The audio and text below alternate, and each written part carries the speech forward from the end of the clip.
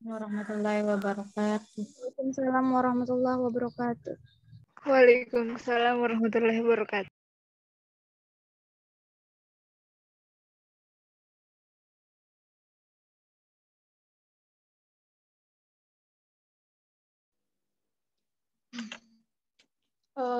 Syukur alhamdulillah senantiasa kita panjatkan kehadirat Allah Subhanahu wa taala atas karunia yang diberikan sehingga kita dapat melaksanakan recital part 2 ini. Salam dan salawat hendaknya kita curahkan kepada junjungan kita Nabiullah Muhammad SAW, sang revolusioner sejati. Sebelumnya perkenalkan, saya Selvi Arif dari Departemen Pendidikan dan Penerbitan UKM Ritma UN Al-Adin Makassar yang akan memandu jalannya diskusi kita pada hari ini. Saya ucapkan terima kasih kepada Kak Utari atas kesiapannya untuk berbagi ilmunya kepada kita semua. Halo Kak Utari. Apa kabar? Halo Selvi. Dan juga terima kasih untuk teman-teman yang menyempatkan dirinya bergabung pada kegiatan kita hari ini. Semoga semuanya dalam keadaan sehat walafiat. Pada recital part 2 ini, kita mengambil tema yaitu How to Write a Great Essay. Sedikit mengenai esai. Esai merupakan karangan prosa yang membahas suatu masalah sepintas, lalu dari sudut pandang penulisnya. Tulisan jenis esai ini lebih mengutamakan ketajaman analisis, interpretasi, dan refleksi dengan ketajaman uraian, disertai kekuatan argumentasi. Kemudian, sebuah esai setidaknya harus mencakup pendahuluan, kemudian penutup. Nah, sebelum kita mulai menyimak materi yang akan disampaikan oleh pemateri kita, ada baiknya saya akan membacakan sedikit mengenai CV dari pemateri kita. Nama lengkap Utari Akhir Gusti, tempat tanggal lahir Lubuk Anau, tanggal 31 Agustus tahun 1999. Latar belakang pendidikan SD Negeri 31 Ambacang tahun 2005 sampai 2011, kemudian Madrasah Tsanawiyah Negeri Talaok tahun 2011 sampai 2014. Kemudian SMA Negeri 3 Payanan tahun 2014 sampai 2017 dan Universitas Negeri Padang tahun 2017 sampai sekarang. Pemateri memiliki prestasi. Pada tahun 2017 sebagai juara 1 esai PPIPM CUP tingkat Universitas Negeri Padang, kemudian juara 2 lomba pidato tingkat Universitas Negeri Padang. Pada tahun 2018 sebagai juara 1 National Essay Contest Lentera Inspirasi tingkat nasional. Kemudian juara 1 lomba karya tulis kandungan Al-Quran se-Universitas Negeri Padang. Pada tahun 2019 sebagai mahasiswa berprestasi 2 FMIPA Universitas Negeri Padang, kemudian juara 1 bisnis plan tingkat Sumatera di Institut Agama Islam Negeri Bukit Tinggi. Pada tahun 2020 sebagai mahasiswa berprestasi utama Universitas Negeri Padang, kemudian juara 1 Kema Budaya Kaum Muda Regional Sumatera Barat. Pemateri memiliki pengalaman organisasi yakni pada tahun 2017 sebagai member unit kerohanian, kemudian divisi kerohanian Ikatan Mahasiswa Pesisir Selatan, dan pada tahun 2018 penalaran dan keilmiahan HMJ Pendidikan Biologi Universitas Negeri Padang, kemudian member of Jendela Inspirasi. Pada tahun 2019 sebagai founder komunitas Darlimpaga yang bergerak di bidang lingkungan, kemudian program and development komunitas puisi kemanusiaan, serta member relawan Basnas Regional Pesisir Selatan.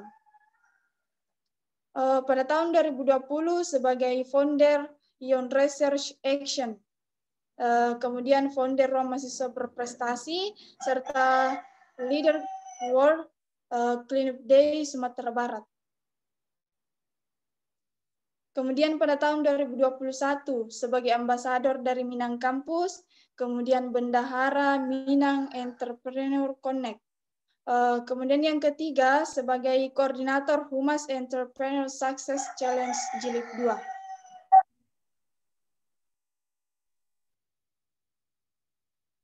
2. Pemateri memiliki pengalaman kegiatan yakni panelis debat, dialogis pemilihan presiden mahasiswa Universitas Negeri Padang, kemudian pemateri di Pusat Pengembangan Penelitian Mahasiswa Universitas Negeri Padang tentang strategi penyusunan karya tulis ilmiah.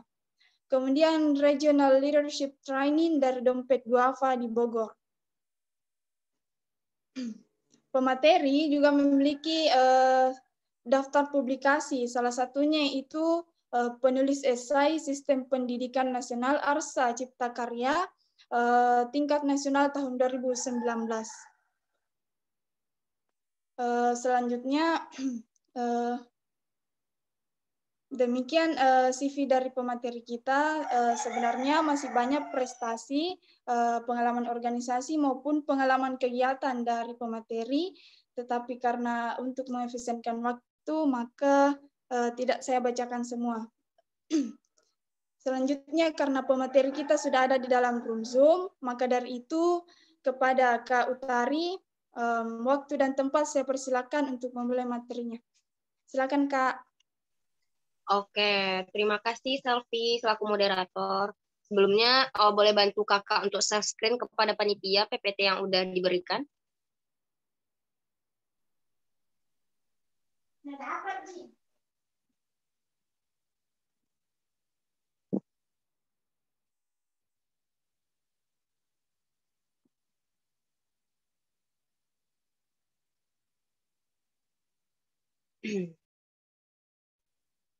Oke, baiklah semua. Assalamualaikum warahmatullahi wabarakatuh. Waalaikumsalam warahmatullahi wabarakatuh. Oke, semoga teman-teman semua dalam keadaan sehat dan tetap produktif ya. Nah, untuk pembahasan kita pada hari ini, itu mengenai teknik dan strategi penyusunan esai ilmiah. Nah, sebelum kita mulai, saya kasih waktu 1 menit untuk mengambil alat tulis, biar materinya bisa dicatat dan bisa nanti kalau ragu bisa diulang-ulang. Silahkan disiapkan alat tulis dan segala kebutuhannya untuk hari ini. Dikasih waktu 1 menit ya.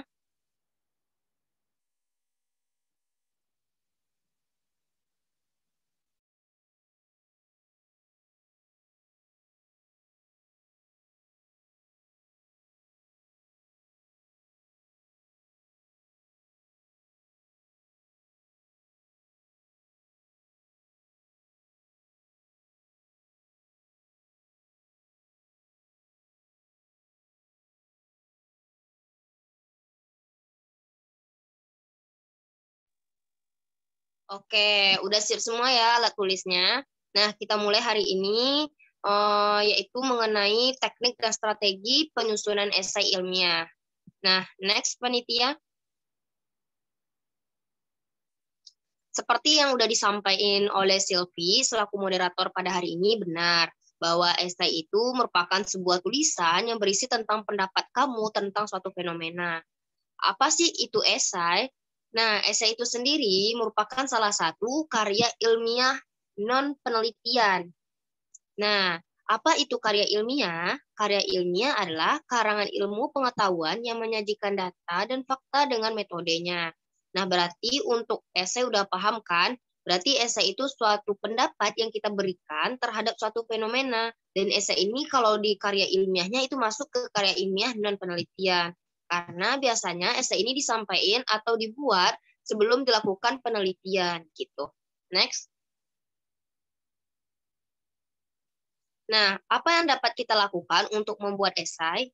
Nah, esai ini dapat dibuat dengan yang pertama misalnya observasi. Misalnya kita nih ada observasi ke suatu desa. Nah, nanti hasil dari observasinya bisa dibuatin esai gitu. Nah, bisa juga dari percobaan, telaah pustaka, atau penelitian. Misalnya nih kita selesai penelitian. Nah, nanti hasil dari penelitian, jika teman-teman mau buatin esai, itu boleh juga. Tapi akan lebih baiknya kalau hasil penelitian itu dibuatkan menjadi artikel gitu, atau misalnya karya ilmiah gitu. Next. Nah, ini yang menjadi hal penting, ketentuan penulisan dari esai. Next. Nah, di dalam karya ilmiah, esai ini merupakan salah satu jenis tulisan yang paling mudah dan paling simpel. Kenapa? Karena si esai ini hanya ada 3 komponen, yang seperti disampaikan oleh Sylvie selaku moderator tadi, ada pendahuluan, ada isi, ada penutup. Nah, berbeda dengan karya seperti karya ilmiah, itu biasanya ada 5 bab ya, namun untuk esai ini adanya hanya 3 bab gitu, hanya pendahuluan, isi, penutup. Jadi untuk teman-teman yang mau buat esai, cukup dengan apa bagian pendahuluan, misalnya apa sih yang melatar belakangi teman-teman buat esai ini, pembahasan, setelah itu penutup, dan selesai. Nggak ada daftar isi, dan nggak ada kata pengantar seperti di karya ilmiah. Jadi esai ini cukup simpel dan cukup mudah untuk dibuat. Karena di esai ini kita dapat beropini, karena esai ini banyak jenisnya ya, ada esai ilmiah, ada esai pribadi, ataupun ada esai deskriptif gitu. Nah, apa sih yang membedakan? Kalau esai ilmiah itu biasanya berdasarkan hasil dari ilmu pengetahuan kita gitu. Nah, dengan esai pribadi ini biasanya lebih banyak ke opini. Namun esai ilmiah ini ketika kita beropini, namun ada fakta yang mendukung di belakangnya gitu. Nah, next. Nah, ini salah satu contoh ketentuan penulisan dari karya tulis ilmiah. Mungkin teman-teman di sini udah pernah buat juga ya gitu. Nah, karya tulis ilmiah itu lebih banyak gitu, lebih banyak komponennya dibandingkan esai gitu. Ada bab 1 pendahuluan, bab 2 kajian teori, bab 3 metode penelitian atau metode penulisan, bab 4 pembahasan, dan bab 5 penutup. Jadi secara umum esai ini lebih sederhana dibandingkan karya tulis ilmiah yang lainnya. Next. Nah, apa sih kriteria esai yang baik gitu? Nah, sebenarnya kriteria esai yang baik itu sama halnya dengan tulisan-tulisan yang lain, misalnya kayak karya tulis ilmiah atau lain sebagainya, atau misalnya teman-teman buat buku, sebenarnya hampir sama. Mungkin namun yang membedakannya di seperti ketentuan yang telah disediakan oleh panitia ataupun penyelenggara yang melaksanakan esai. Nah, yang pertama itu harus sesuai dengan tema. Pasti nih teman-teman ketika ikutan lomba atau misalnya buat esai beasiswa, pasti kan dari pihaknya ngasih tema. Jadi usahakan esai yang kita buat itu sesuai dengan tema. Jangan sampai esainya memiliki tema A, malah teman-teman buat esainya dengan tema B, itu kan nggak nyambung gitu. Jadi nanti si panitia atau penyelenggara bingung sendiri gitu. Nah, esai ini apakah emang diperuntukkan untuk ini atau yang lain gitu. Jadi usahakan esai kita sesuai dengan tema yang telah ditetapkan. Gitu. Nah, yang kedua itu mengikuti aturan standar. Apa sih Kak itu aturan standar? Misalnya dalam esai itu kan pasti ada kayak apa jenis tulisannya, marginnya, ukuran tulisannya. Usahakan itu ikuti aturan yang telah diberikan panitia. Karena masing-masing lomba, masing-masing panitia penyelenggara itu beda-beda dari ketentuan atau standarnya. Jadi usahakan sesuaikan dengan standar yang diberikan panitia ataupun penyelenggara. Misalnya kalau ikutan lomba berarti oleh panitia penyelenggara. Tapi kalau misalnya teman-teman buat esainya untuk beasiswa berarti dari penyelenggara beasiswa. Karena sekarang ini secara umum hampir di semua beasiswa itu minta esai ya. Gitu. Jadi harus sesuaikan dengan standar yang ditetapkan oleh baik panitia ataupun penyelenggara. Nah, selanjutnya itu tentunya kita menggunakan, kalau untuk esai ilmiah pastinya kita menggunakan bahasa ilmiah dan baku gitu, harus sesuai dengan EYD gitu. Nah, yang terakhir itu sumber acuan yang jelas. Nah, sumber acuan yang jelas ini penting nggak sih Kak dalam esai? Untuk esai ilmiah itu penting banget, karena ketika kita berpendapat di dalam esai ilmiah, kita harus nunjukin nih, oh ini fakta-fakta kenapa saya bisa ngomong gini. Beda dengan esai pribadi. Kalau esai pribadi itu biasanya lebih santai dan nggak ada acuannya gitu. Jadi hanya kita aja beropini dengan apa yang kita lihat atau apa yang kita amati. Beda dengan esai ilmiah, kita harus jelas nih apa sumbernya, apakah kita pakai buku kah, atau kita pakai artikel. Jadi acuan di dalam esai ilmiah itu penting gitu. Nah, jadi harus diperhatiin sumbernya apa gitu. Karena ini menjadi poin penting juga dalam esai ilmiah. Next.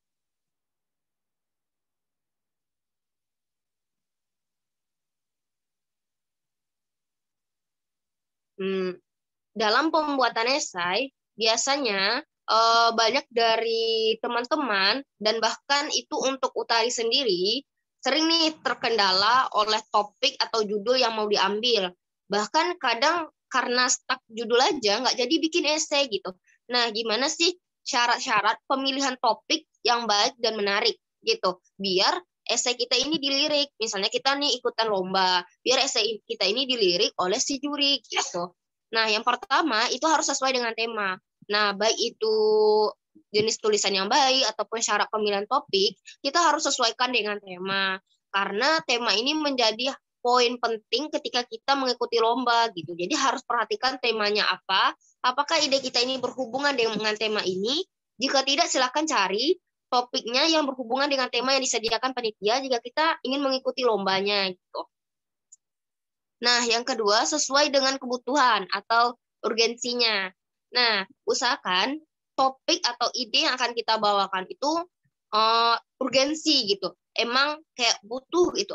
Dan misalnya contoh, nah teman-teman buat teknologi yang sangat luar biasa gitu misalnya ya. Namun nggak terlalu dibutuhin gitu, nggak terlalu urgen gitu. Nah, ini menjadi nanti untuk poin penilaian ini akan berkurang. Karena apa?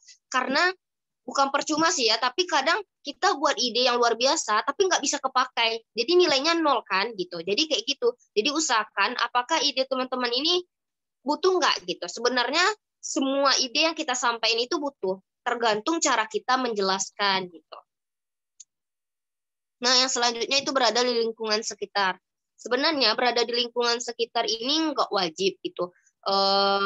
Apakah kita harus ngambil ide dari lingkungan kita, Kak? Gitu, misalnya.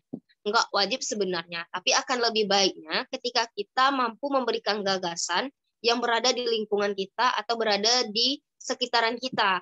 Maksudnya gini, misalnya kita ngasih ide ke suatu daerah gitu. Tapi daerah kita aja masih banyak problem-problem yang belum teratasi. Jadi akan lebih baik kita membuat idenya di lingkungan sekitar dibandingkan kita lebih meluas gitu. Jadi lebih spesifik, lebih baik. Nah, yang terakhir itu menarik. Usahakan ide kita itu menarik. Apa sih menarik ini, Kak? Coba cari. Untuk penelitian pasti kita nanti ada cari referensi ya. Ada misalnya kesamaan-kesamaan yang kita gagas idenya.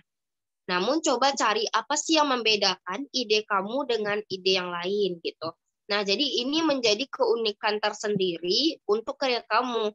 Namun ketika kita buat ide nih, tapi hampir sama aja yang di internet atau ketika di googling hampir sama aja gitu. Jadi apa sih beda dari kamu gitu. Misalnya kalau juri ya bingung lah, ini anak ini ngulang tema yang sama gitu atau ngulang ide yang sama.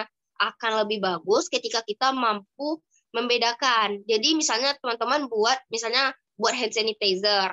Kan hand sanitizer-nya pada umumnya dari alkohol gitu. Coba deh teman-teman buatnya dari kearifan lokal atau dari tumbuhan-tumbuhan yang berasal dari daerah setempat. Itu akan jauh lebih menarik dibandingkan teman-teman buat hand sanitizer tapi buatnya dari alkohol gitu. Itu akan jauh lebih menarik dibandingkan hanya hampir sama dengan pada umumnya gitu. Jadi seperti itu poin menarik yang dimaksud gitu. Jadi teman-teman harus mampu menunjukkan apa sih yang membedakan ide teman-teman dengan ide yang telah ada gitu. Nah, next.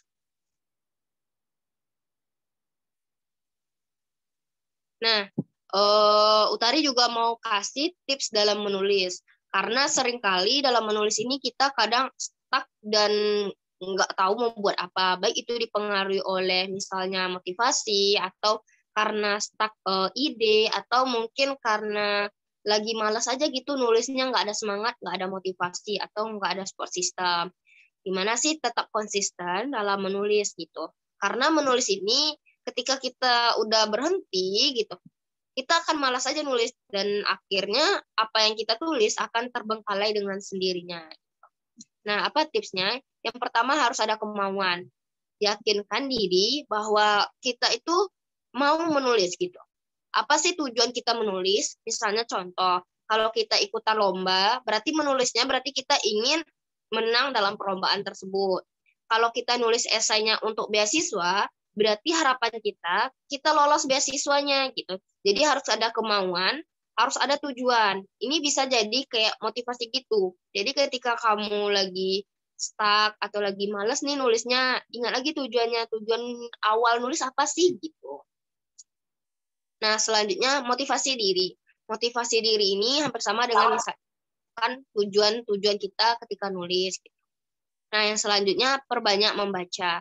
Karena dengan membaca ini nanti akan muncul ide-ide ataupun akan muncul berbagai inovasi-inovasi dari teman-teman yang akan melakukan pembaharuan untuk pembuatan esai. Nah, yang terakhir, mulai menulis sambil belajar. Nah, ini yang paling banyak dihadapi oleh orang-orang gitu. Kebanyakan dari teman-teman yang lain ataupun mungkin teman-teman sekitar kita, mereka belajar nulisnya atau belajar nulis esainya udah expert dulu, udah paham nih semua materi tentang esai. Misalnya contoh kan kita materinya sekarang tentang esai. Udah paham mereka dulu tentang semua apa itu esai, baru nulis. Sebenarnya kalau dari pribadi Utari sendiri itu sebaiknya lebih baik nulis sambil belajar gitu. Jadi sembari kita belajar, kita udah nulis duluan dibandingkan kita udah nunggu udah bisa dulu baru nulis, itu akan kayak buang-buang waktu gitu. Nah, kita kan nggak tahu sampai kapan kita udah emang sebisa kita nulis gitu kan. Untuk kategori misalnya kita udah bisa nulis itu kan nggak ada kayak patokannya gitu. Menurut kita belum bisa nulis, tapi kata orang lain kita udah bisa nulis gitu. Nah, sebaiknya nulis sambil belajar gitu. Nanti sembari menulis itu kita akan dapat ilmu-ilmu baru gitu. Misalnya kayak nih Selfie ikutan lomba di misalnya di Jakarta gitu.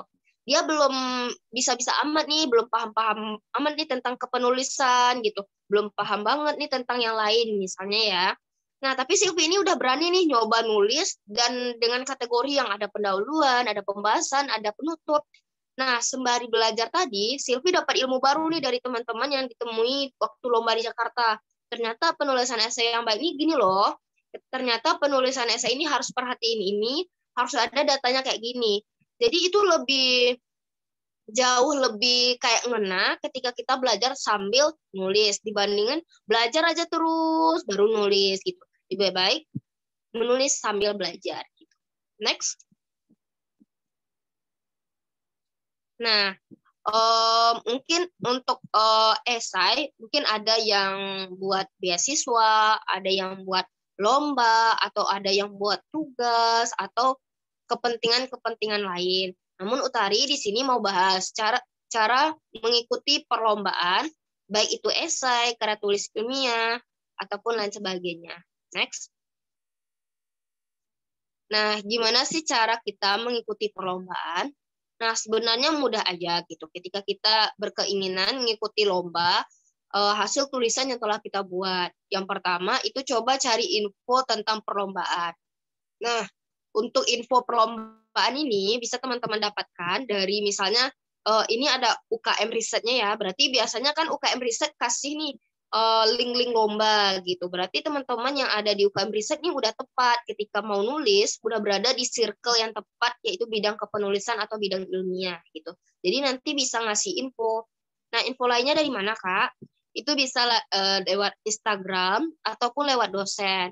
Nah, biasanya kan dosen tuh ngasih info tuh, silakan kamu ikuti lomba ini. Nah, hal pertama yang teman-teman harus lakukan itu carilah info tentang perlombaan. Karena masing-masing lomba itu biasanya beda-beda tema gitu. Jadi kita harus tentuin, saya mau ikut lomba A dengan tema A. Jangan sampai nanti mau ikutan lomba tapi temanya belum jelas gitu atau belum tahu gitu. Jadi itu kan akan susah nantinya gitu. Jadi pastikan tema yang diikuti dan lomba yang akan diikuti gitu. Nah, yang selanjutnya perhatikan tema. Ini enggak henti-hentinya Utari bilang sama teman-teman, pastiin temanya gitu. Karena percuma aja, misalnya nih lomba ini minta temanya tentang pendidikan. Temanya misalnya pendidikan di era pandemi. Tapi teman-teman malah kasih inovasi bidang kesehatan gitu. Jadi kan kayak gak nyambung gitu. Kan biasanya kalau yang ngadain lomba itu biasanya ada yang dari jurusan, misalnya jurusan pendidikan misalnya ya. Jurusan pendidikan, teman-teman kasih dengan tema kesehatan, mana mereka paham gitu. Jadi harus sesuaikan dengan tema yang disediain gitu. Jadi agar kayak teman-teman ngasih ide dari esainya, kayak kontak gitu dengan si panitia gitu. Panitia paham dan teman-teman juga bersyukur karena sesuai dengan tema yang disediain dan bisa lolos dalam lombanya gitu. Karena dalam lomba esai kan ada presentasinya ya gitu. Nah, next. Nah, selanjutnya galilah ide dan kembangkan. Nah, kan misalnya kita udah tahu nih, ini kita mau ikutin lomba ini si A gitu misalnya.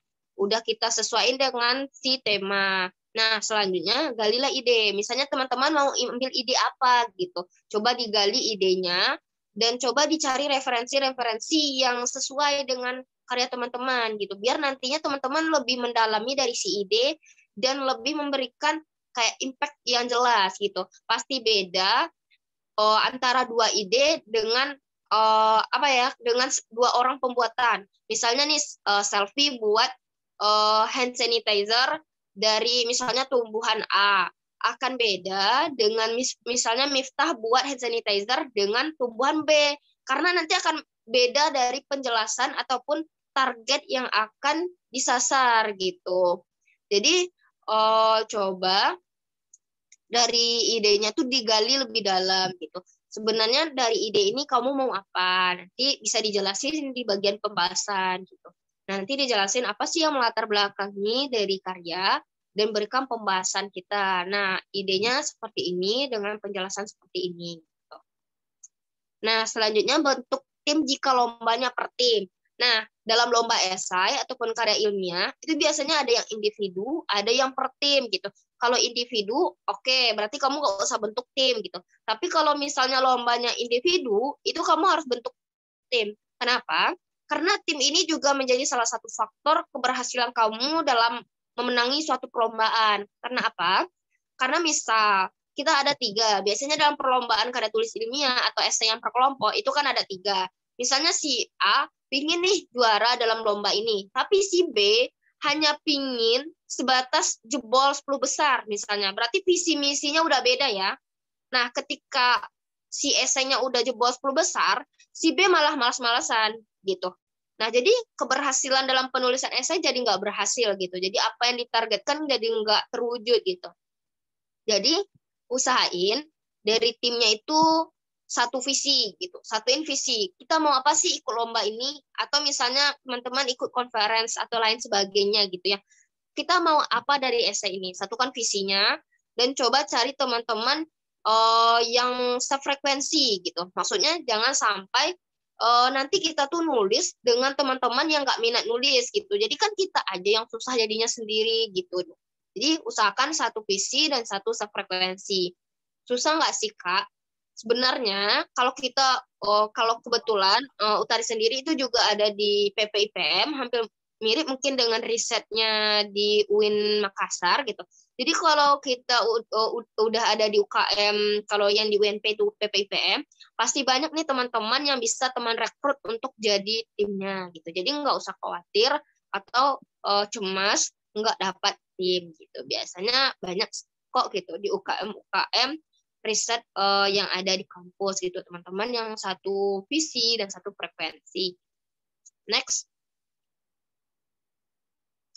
Nah, pesan Utari untuk teman-teman baik yang ingin menulis esai baik untuk lomba, untuk kuliah, untuk beasiswa atau lain sebagainya dan kepentingan lain dalam menulis esai, jangan nunggu kamu expert dulu. Tapi cobalah belajar sambil nulis.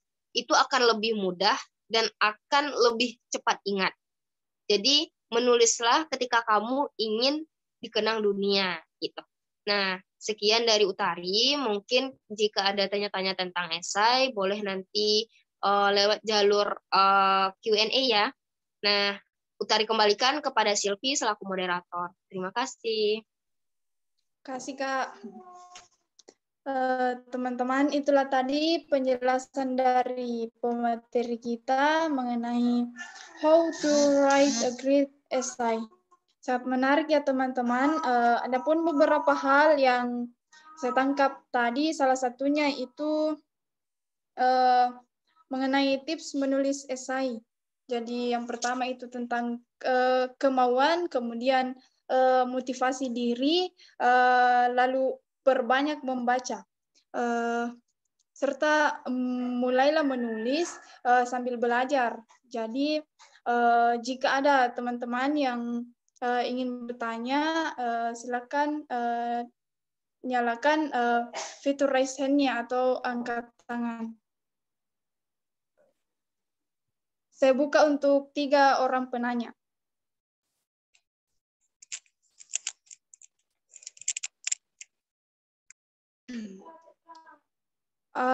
Aimanul Hakim.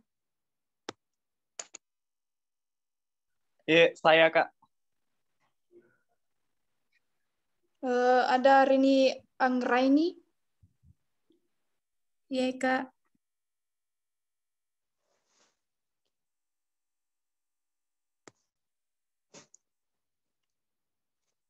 Saya persilakan dulu kepada Aimanul Hakim untuk menyampaikan pertanyaannya.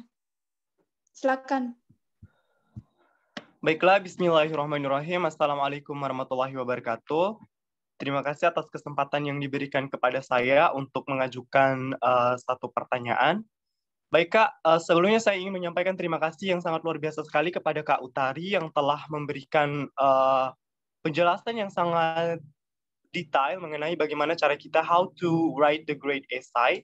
Dan pertanyaan saya Kak, dari penjelasan-penjelasan yang telah Kakak berikan mengenai sumber acuan jelas, opini, esai sesuai dengan tema, dan ide, dan lain sebagainya itu, pertanyaan saya adalah bagaimana cara kita menyatukan antara sumber acuan jelas, opini, dan ide dalam satu tema. Seperti itu, Kak. Jadi, kesimpulannya, bagaimana kami sebagai penulis itu dalam penulisan, ide serta opini kami dapat kami satukan di dalam satu esai yang benar-benar jelas itu tujuan esainya untuk apa. Terima kasih. Wassalamualaikum warahmatullahi wabarakatuh. Waalaikumsalam warahmatullahi wabarakatuh. Terima kasih ke Aimanul Hakim. Selanjutnya Rini Anggraini, silakan disampaikan pertanyaan. Baik, bismillahirrahmanirrahim. Terima kasih atas kesempatan yang telah diberikan. Perkenalkan, nama saya Rini Anggraini dari jurusan Biologi UIN Alauddin Makassar. Sesuai penjelasan Kak Utari tadi, bahwasanya dalam pembuatan esai itu perlu acuan atau rujukan yang jelas. Nah, pertanyaan saya Kak, dalam pembuatan esai, apakah ada batasan-batasan sumber rujukan ketika pembuatan esai, dan dalam pembuatan dapusnya apakah perlu diberikan endnote atau catatan kaki pada esainya? Terima kasih. Baik, terima kasih untuk Rini Anggraini. Apakah masih ada yang ingin bertanya untuk satu orang?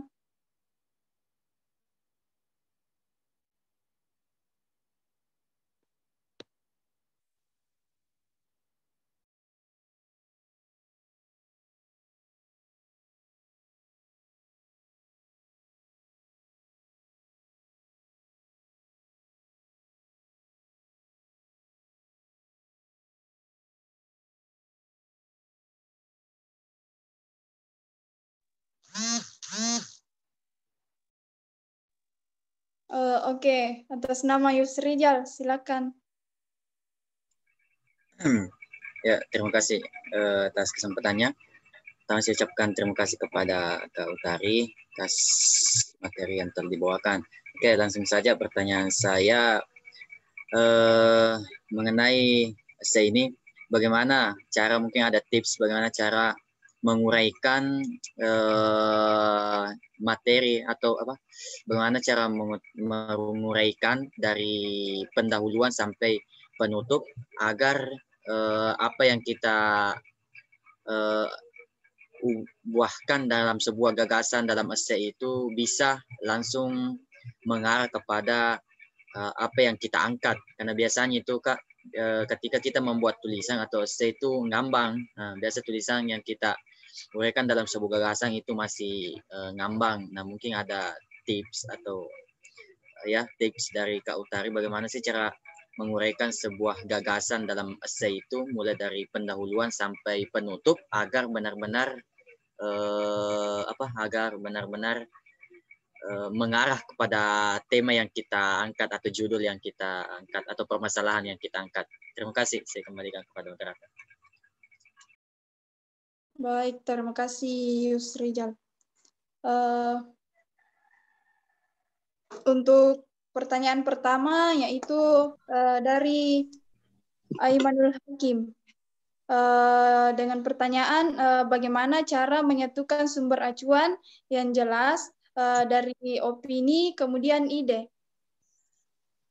Kemudian dari Rini Anggraini, apakah ada batasan sumber rujukan dan apakah harus diberikan catatan kaki pada pembuatan esai? Kemudian pertanyaan terakhir dari Yusrijal, bagaimana cara menguraikan materi dari pendahuluan sampai penutup agar langsung mengarah pada tema. Untuk pertanyaan pertama, mungkin bisa dijawab oleh Kak Utari. Silakan Kak. Oke, baik. Terima kasih untuk Aiman atas pertanyaannya. Nah, itu untuk pertanyaannya bagaimana sih menyatukan antara opini dengan sumber biar apa yang kita urain sesuai gitu. Bagaimana sih Kak caranya? Nah, ini mungkin agak beda ya dengan kayak esai biasa gitu. Kalau esai biasa kan kita hanya kayak emang pure dari opini kita atau pendapat kita aja gitu. Misalnya kita berpendapat ini yang nggak apa gitu, karena ini pendapat saya gitu.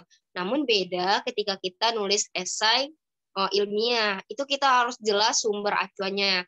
Gimana cara nulisnya? Cara nulisnya adalah kita buat opini kita, tapi berdasarkan fakta gitu. Jadi Aiman harus baca dulu nih. Misalnya Aiman mau buat karya A gitu. Nah, udah dicari nih sumber-sumbernya dari artikel ataupun buku dan lain sebagainya. Nah, maka ide atau pendapat Aiman ini coba dasarin dari artikel atau buku yang udah diambil, kolaborasiin itu. Nah, berdasarkan pendapat Aiman dengan gagasan yang udah jelas, itu dikolaborasiin baru dibuat gitu. Jadi, misalnya nih, contoh kakak berikan ya. Nah, misalnya kayak kita tadi bahas hand sanitizer ya, kakak berikan contohnya. Nah, misalnya tumbuhan A ini merupakan tumbuhan yang memiliki kandungan alkohol yang dapat dijadikan sebagai hand sanitizer yang dapat mencegah penyebaran dari COVID-19. Berdasarkan data yang telah dilakukan oleh penelitian BLA, membuktikan bahwa tumbuhan ini ternyata memiliki kandungan alkohol sekian persen dan bagian persen yang lainnya. Gitu. Jadi seperti itu contohnya. Gitu. Jadi pendapat Aiman yang Aiman udah gagas nih dikolaborasiin dengan data-data yang ada. Beda dengan misalnya kayak pembahasan. Nah, pembahasan ini misalnya nih Aiman mau buat pembedanya. Apa sih yang membedakan hand sanitizer Aiman dengan hand sanitizer yang lain? Nah, itu boleh tidak berdasarkan sumber. Maksudnya nggak harus berdasarkan penelitian ini. Tapi misalnya hand sanitizer yang saya buat itu memiliki keunggulan misalnya A, B, C. Nah, jadi ketika kita menggagas yang maksudnya dalam pembahasan atau bagian isi, kita udah masuk poin pentingnya, berarti Aiman atau bagian keunikan yang hanya Aiman punya nih, yang Aiman gagas dan Aiman konsep. Itu boleh nggak harus maksudnya rujukannya. Tapi kalau bagian awal-awal yang bagian dasar dari ide itu wajib Aiman lengkapi dengan sumber yang jelas. Gitu. Jadi kalau di bagian esai itu kan ada latar belakang ya, ada latar belakang. Kalau di bagian pendahuluan itu kan apa sih yang melatar belakangi Aiman mau nulis si esai ini gitu. Itu dijelasin semua di bagian pendahuluan. Nah, nanti bagian isi baru bagian dari kerangka atau konsep dari esai yang Aiman rancang gitu. Nah, jadi cara nulisnya seperti tadi, dan untuk bagian yang emang spesifik dari karya itu nggak harus mengikuti, maksudnya tuh nggak harus dilampirin sumbernya gitu. Oke? Kakak kembalikan ke Silvi. Oke, Silvi. Ya, itulah jawaban dari Kak Utari. Untuk saudara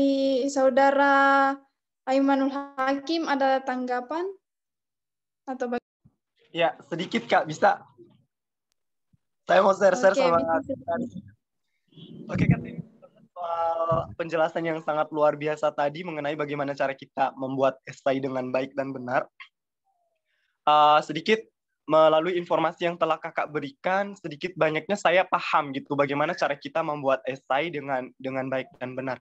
Kak, mengenai bagian awal kita membuat esai itu mengenai latar belakang kita dalam membuat esai itu apa bagian-bagian yang benar-benar harus kita rincikan di dalam kita membuat esai tersebut. Misalnya latar belakang kita membuat esai itu latar belakang kita mengikuti beasiswa.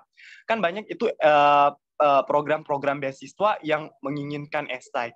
Nah, pertanyaan saya, gimana sih Kak cara kita benar-benar meyakinkan orang-orang penerima beasiswa, meyakinkan instansi-instansi yang menawarkan beasiswa itu kepada kita, agar esai yang kita buat itu benar-benar bisa diterima seperti itu Kak. Dan satu hal lagi Kak, saya mau dong satu karya Kakak mengenai esai-esai yang pernah dilombakan biar bisa kita jadikan acuan untuk how to write essay with the great way gitu. Thank you. Assalamualaikum.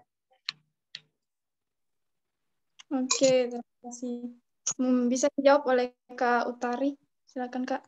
Oke, terima kasih untuk Aiman. Nah, untuk pertanyaan selanjutnya itu mengenai pendahuluan ya. Nah, itu mengenai pendahuluan, dan itu tadi Aiman nyasarnya esai untuk beasiswa berarti kan, bukan untuk lomba ya.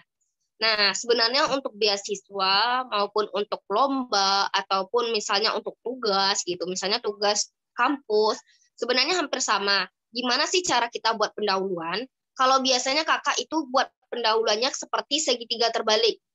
Jadi dari umum dulu sampai ke spesifik. Misalnya contoh, Aiman buat esainya tentang misalnya tentang hidup ya. Kalau biasanya kalau beasiswa kan kenapa sih saya harus nerima kamu gitu, atau apa kontribusi nyata kamu untuk Indonesia gitu kan, seperti esainya. Mungkin Aiman boleh jelasin dulu nih tentang diri Aiman secara umum sampai nanti dijelasin apa sih kontribusi Aiman yang bisa Aiman berikan untuk Indonesia. Jadi kalau untuk bagian pendahuluan, itu kan pendahuluan itu latar belakang ya. Biasanya itu seperti segitiga terbalik dari umum sampai ke khusus, tapi masih nyangkut dengan apa yang mau kita sampaikan gitu. Kalau udah ngikutin itu, biasanya si pembaca udah paham sendiri gitu. Jadi jangan gampang-gampang udah umum nih, nanti ke khusus, udah tuh balik lagi ke umum. Jadi kan orang nggak paham, ini si anak mau ambil apa sih, mau ambil ide apa sih, kok ngambang gitu. Jadi usahain antara satu dengan yang lain, misalnya paragraf satu dengan paragraf yang kedua, itu ada penyambungnya gitu. Misalnya nih kita bahas tentang pendidikan.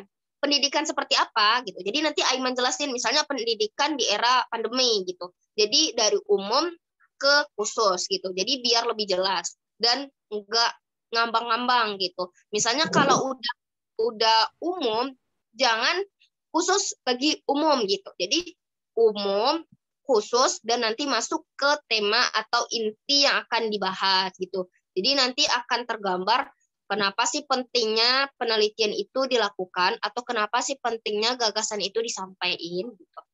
Nah, untuk karya kakak ya, untuk esai nanti boleh deh kakak kasih ke Afifah untuk contoh dari esai kakak. Oke Aiman, semangat ya, semoga lulus beasiswa. Oke, terima kasih Kak. Untuk Aiman, udah clear? Sudah Kak, thank you. Oke, you're welcome. Kemudian pertanyaan kedua dari Saudari Rini Anggraini, apakah ada batasan sumber rujukan dan apakah harus diberikan catatan kaki pada penulisan esai? Silakan dijawab Kak Utari. Oke, ini pertanyaan dari Rini ya, pertanyaan yang sangat menarik. Nah, apakah ada batasan untuk sumber acuan? Nah, untuk sumber acuan ini sebenarnya hampir semua sumber, misalnya kayak buku, artikel, website, atau lain sebagainya itu bisa dijadiin sebagai sumber untuk esai. Namun, apa sih sumber atau acuan yang kita masukin dan sesuai gitu? Nah, sumber yang biasanya itu terindeks atau resmi lah gitu ya. Biasanya itu seperti artikel di jurnal. Itu misalnya jurnal apa gitu. Jangan sampai nih si Rini ya.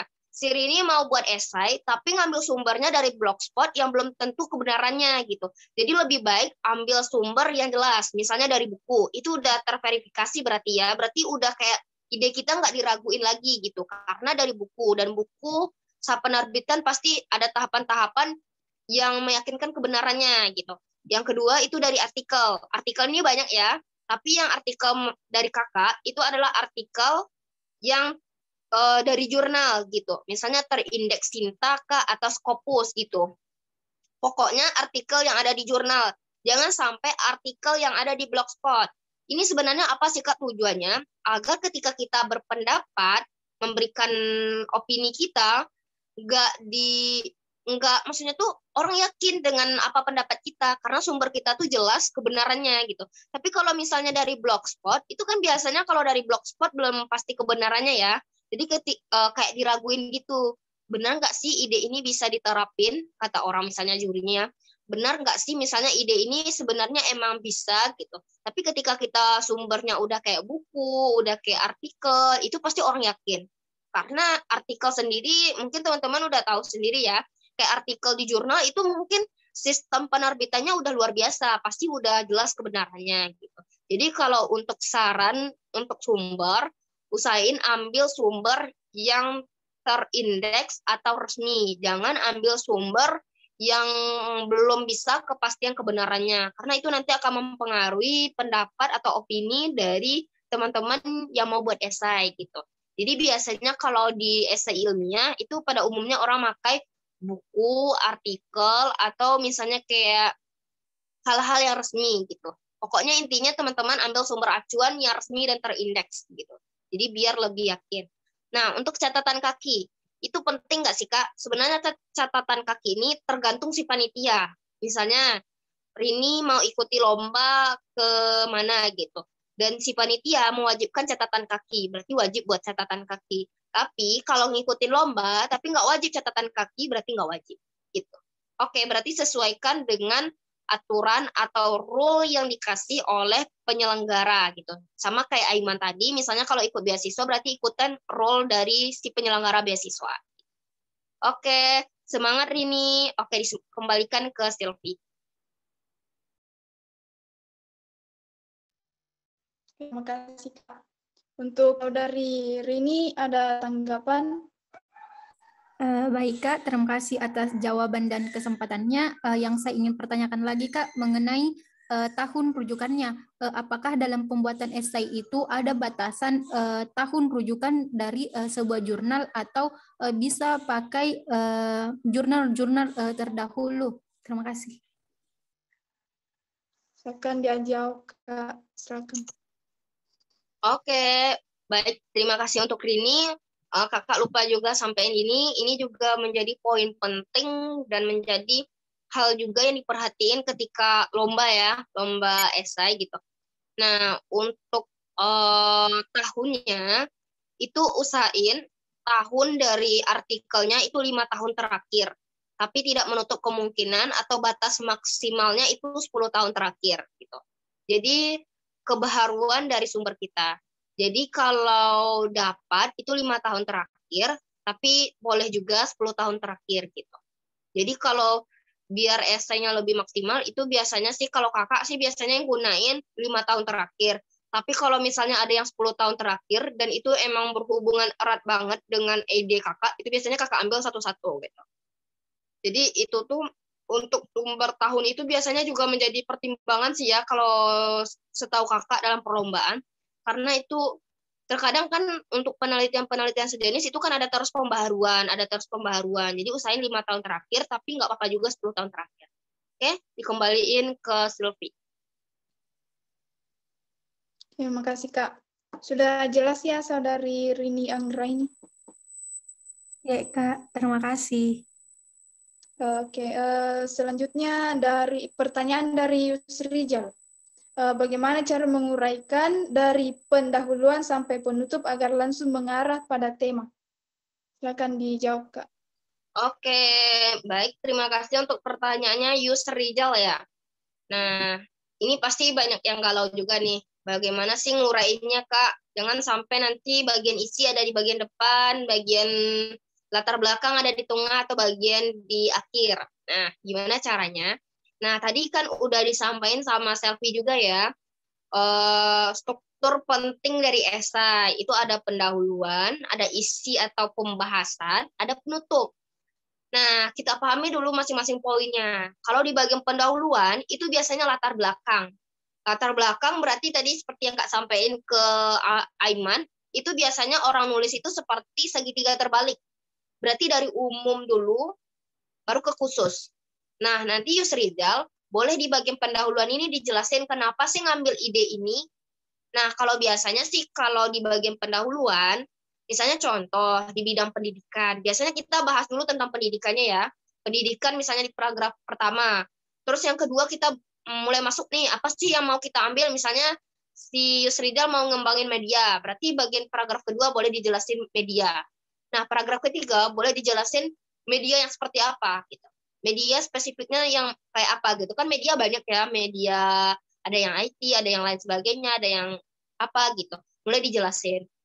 Nah, dari sana nanti sampai ke akhir baru Yusrijal jelasin bahwa Yusrijal mau angkat atau mau buat media dengan desain kayak gini karena hal ini sangat dibutuhkan gitu. Jadi bisa dijelasin misalnya boleh dijelasin dari problem yang terjadi, misalnya pendidikan saat ini kurang sesuai dengan keadaan saat ini. Nah, perlu pengembangan media seperti apa. Jadi seperti segitiga terbalik. Kalau dari kakak ya, seperti segitiga terbalik dari umum ke khusus gitu di bagian pendahuluan. Nah, nanti kan di bagian pendahuluan kita udah kasih kayak kode gitu ya, kasih kode bahwa ide kita ini gitu. Misalnya kayak Yusrijal mau ngangkat ini. Jadi di bagian latar belakang itu kayak kita udah ngasih kode, kita mau ngembangin ini. Nah, di bagian pembahasan nanti kita baru jelasin apa sih yang kita gagas, di sana kita jelasin semua. Nah, misalnya saya mau buat media pembelajaran seperti ini dijelasin di bagian pembahasan gitu semuanya.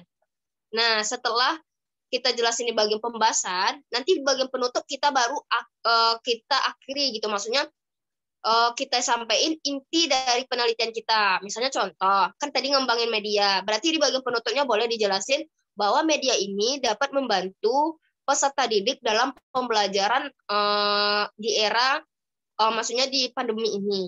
Berarti boleh dia kasih pas penutupnya itu inti dari kita nulis gitu. Apa sih poin utamanya kita nulis itu gitu. Nah, nanti boleh juga kalau di bagian penutup ini disampaikan sarannya gitu. Misalnya boleh sarannya untuk apa gitu. Jadi di bagian penutup ini ada bagian poin inti gitu. Apa sih poin intinya? Kenapa sih kamu buat ini dan apa sih problemnya? Jelasin itu intinya gitu.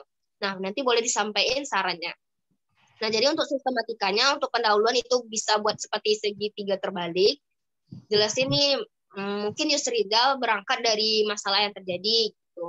Nanti disampaikan dari umum ke khusus, baru masuk ke pembahasan. Pembahasan ini bagian ide kita gitu. Apa sih ide dari Yusrijal gitu untuk esai ini gitu disampaikan ini bagian pembahasan. Bagian penutup baru bagian inti.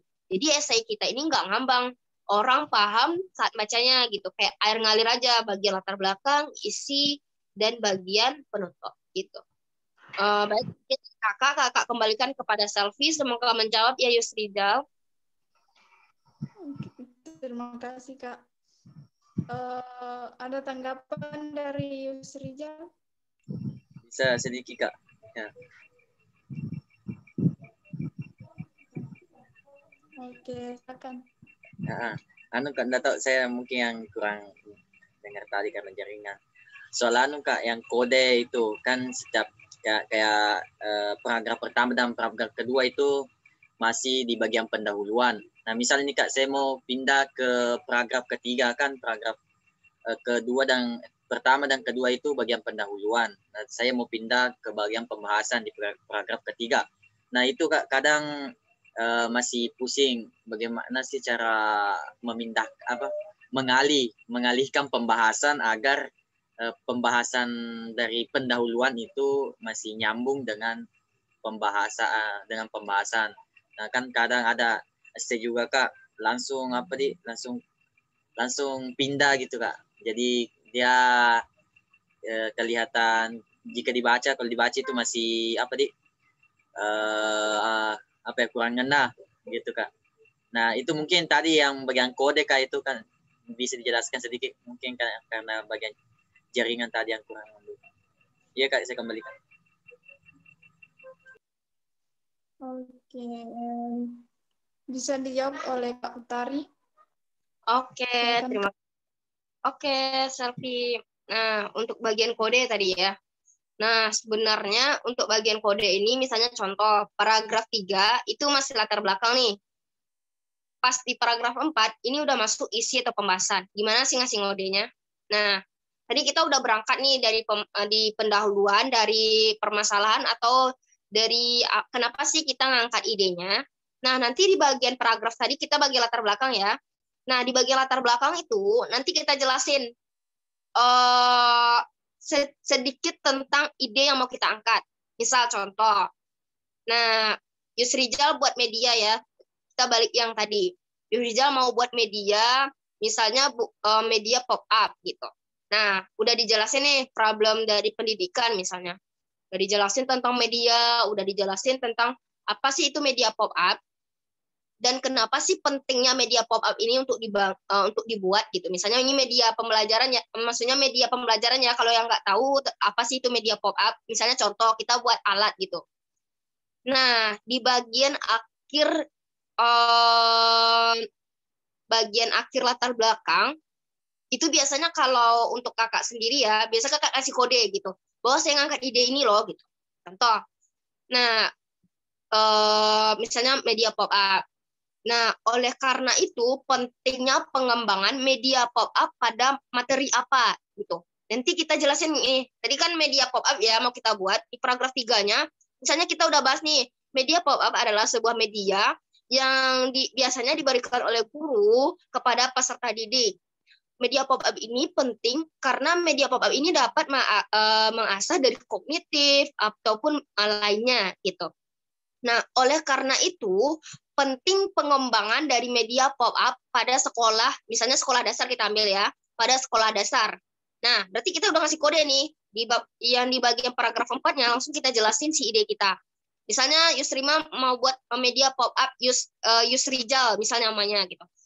Media pop-up Yusrijal merupakan sebuah media media pop-up dengan pengembangan untuk sekolah dasar yang dirancang sesuai dengan target dan sasaran. Nah, gitu kayak kodenya.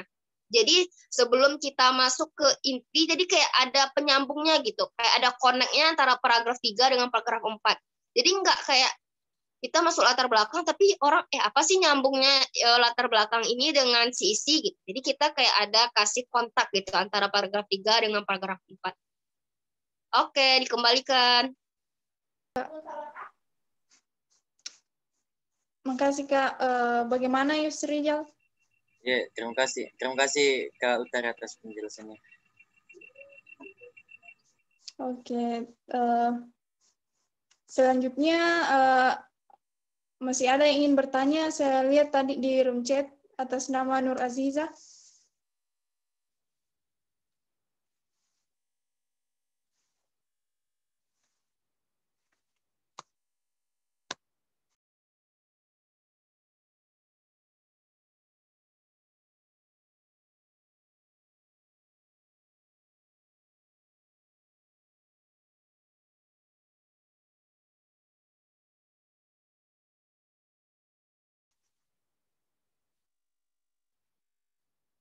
Nur Aziza.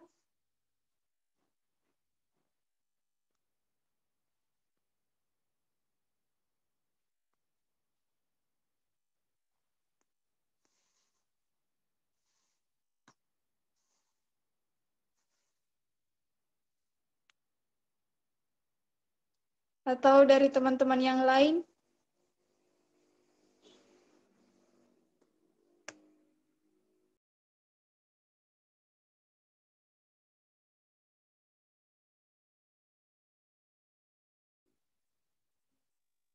Oke, ada Ramadan Eka Putra. Silakan Ramadan disampaikan pertanyaannya. Assalamualaikum warahmatullahi wabarakatuh. Makasih untuk moderator. Sebelumnya aku mau mohon maaf karena nggak bisa on cam. Aku mau nanya, di apa ya namanya? Mau fokusin di bagian pendahuluan gitu. Kadang tuh suka bingung untuk bagian pendahuluan itu awalnya mau mau nempatin apa namanya? Pengertian dari apa yang kita mau bahas untuk next-nya, atau aku mau nempatin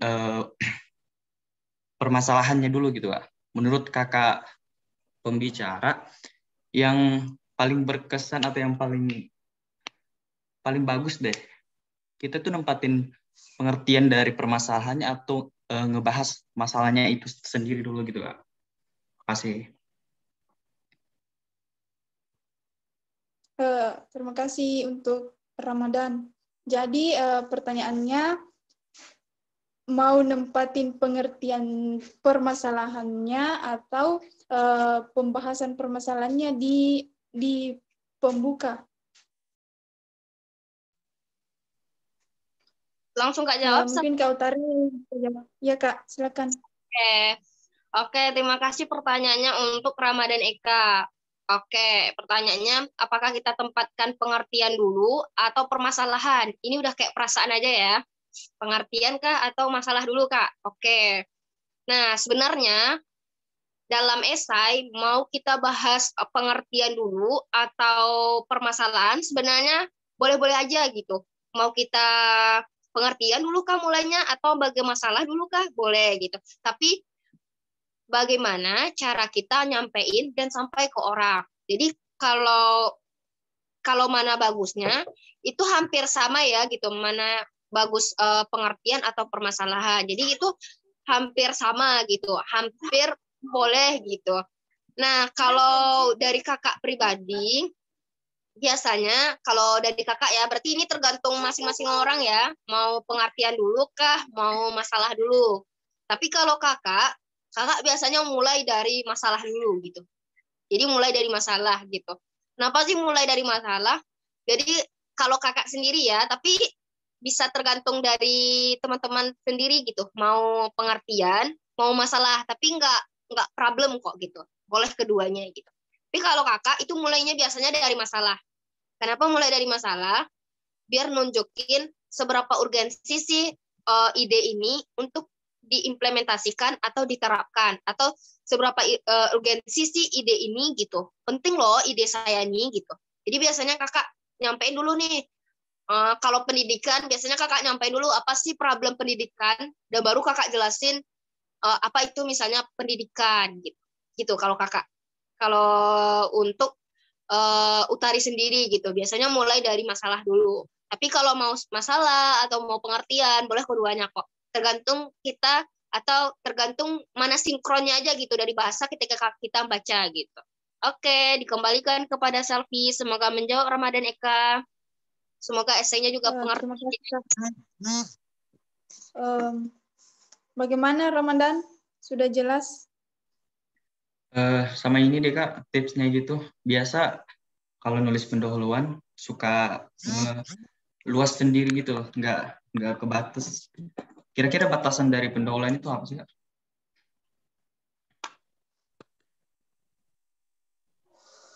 Langsung Kak jawab ya. Nah, tips untuk buat pendahuluan. Nah, oke. Kita pendahuluan ini biasanya di esai ini kan latar belakang ya. kenapa sih kita ngangkat gagasan ini gitu. Berarti ada semuanya di pendahuluan atau latar belakang. Biasanya kan kalau kita buat karya ilmiah itu kan ada latar belakang, ada tujuan gitu. Berarti pendahuluan di esai ini biasanya pada umumnya latar belakang. Apa sih yang mendasari kita nulis itu gitu. Nah, untuk tipsnya seperti yang Kak sampaikan ke siapa tadi? Kepada Aiman gitu. Nah, itu buat latar belakangnya boleh seperti segitiga terbalik. Dari umum dulu baru ke khusus. Bagaimana caranya dalam kepenulisan sebenarnya? Sebenarnya ini kayak kita buat latar belakang ini nggak langsung kita buat esai, nggak langsung sempurna gitu. Jadi teman-teman butuh latihan terus, latihan nulis, nanti sembari latihan-latihan nanti akan terbiasa aja nulisnya dengan pola yang tadi gitu. Jadi biasain nulis, nanti akan terpola tersendiri ketika nulis esai gitu. Nah, kalau untuk latar belakang atau pendahuluan, itu biasanya kita bahas yang bagian umum ke khusus. Misal kakak contohin ya, biar bisa langsung paham. Nah, misal kita berangkat dulu dari masalah, nanti kita coba juga dari pengertian. Seperti dari pengertian. Permasalahan pendidikan di Indonesia saat ini yaitu peserta didik tidak dapat datang ke sekolah. Hal ini dikarenakan pandemi yang terus berkepanjangan. Diperlukan sebuah pengembangan media pembelajaran yang dapat mewadahi dari peserta didik untuk tetap bisa belajar meski di rumah aja. Media pembelajaran adalah sebuah perangkat yang digunakan guru untuk memudahkan peserta didik untuk belajar. Media pembelajaran secara umum berbagai jenis. Salah satunya media pop-up. Media pop-up adalah media sejenis gambar yang dapat membantu peserta didik untuk belajar meski di rumah aja. Karena media pop-up dilengkapi dengan gambar, alat peraga, serta dapat membantu kreativitas dari peserta didik. Oleh karena itu, diperlukan pengembangan media pop-up untuk mendukung pendidikan di tengah-tengah pandemi. Masuk ke pembahasan, tadi kita nama media pop-up-nya media pop-up Yusrijal ya. Media pop-up Yusrijal merupakan sebuah media pop-up yang dirancang sesuai dengan kebutuhan yang dilengkapi dengan perangkat A, B, C. Nah, kayak gitu kurang lebih dari misalnya kayak latar belakang dan masuk ke isi. Gitu Ramadan ya. Nah, jadi kita dari umum ke khusus. Tadi kan kita udah umum nih, pendidikan kita bahas dulu. Terus kita bahas media gitu. Kita bahas sebenarnya kita di bidang pendidikan ini mau fokusnya kemana. Berarti kita tadi fokusnya ke media. Media ini banyak jenisnya, tapi kita mau fokus di media pop-up. Udah kita sampein. Nah, kita sampein media pop-up ini apa gitu. Dan baru kita masuk ke ide gagasan kita. Nah, semoga terjawab Ramadan dan semangat untuk kakak kembalikan. Terima kasih Kak. Ramadan sudah jelas ya? Iya, makasih. Oke.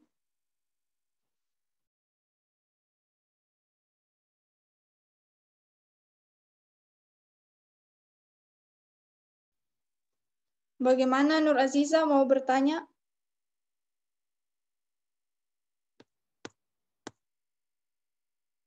Atau mungkin cukup ya pertanyaan dari teman-teman?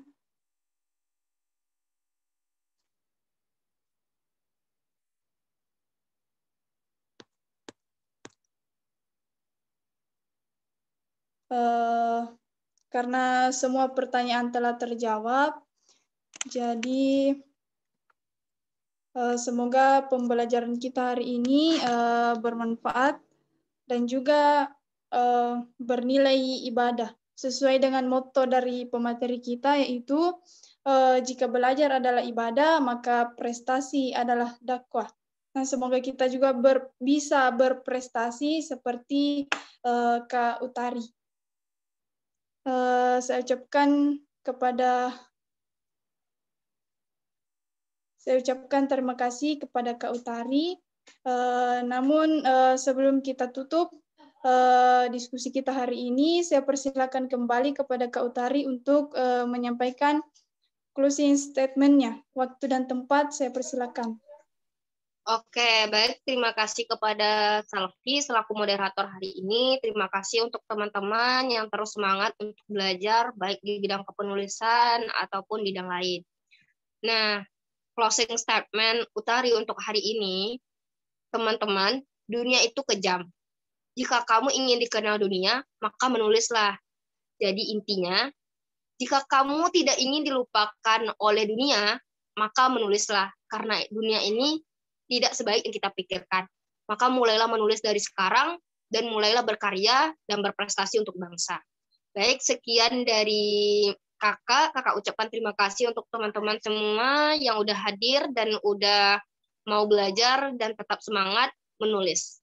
Baik, terima kasih. Assalamualaikum warahmatullahi wabarakatuh. Kakak kembalikan ke Salvi. Waalaikumsalam warahmatullahi wabarakatuh. Alhamdulillah seluruh rangkaian kita hari ini telah selesai. Saya ucapkan terima kasih kepada Kak Utari dan juga terima kasih kepada teman-teman yang telah bergabung pada kegiatan kita hari ini. Saya sebagai moderator, mohon maaf apabila ada salah-salah kata. Sekian dan terima kasih. Assalamualaikum warahmatullahi wabarakatuh. Sebelumnya kita foto dulu katanya. Untuk teman-teman yang bisa on cam, silakan on cam.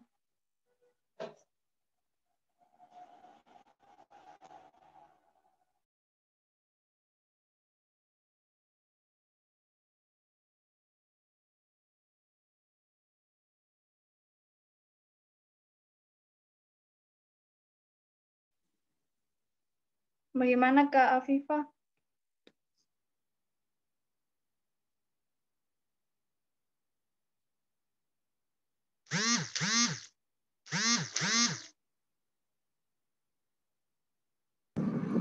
Selfie hitung. Oh iya. Satu, siap-siap teman-teman. 1, 2, 3.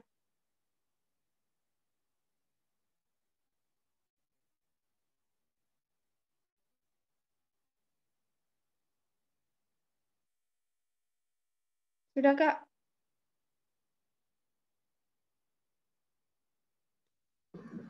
Beralih ke slide 2. Iya.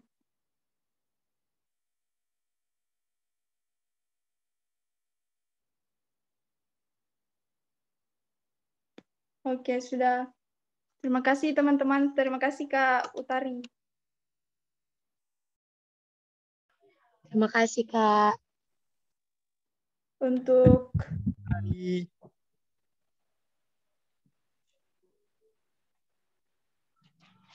Terima kasih Kak Utari. Sama-sama semua, semangat nulis ya. Bye-bye. See you. Ya, Kak. Terima kasih. Moderator, PPT-nya bisa dibagiin di grup.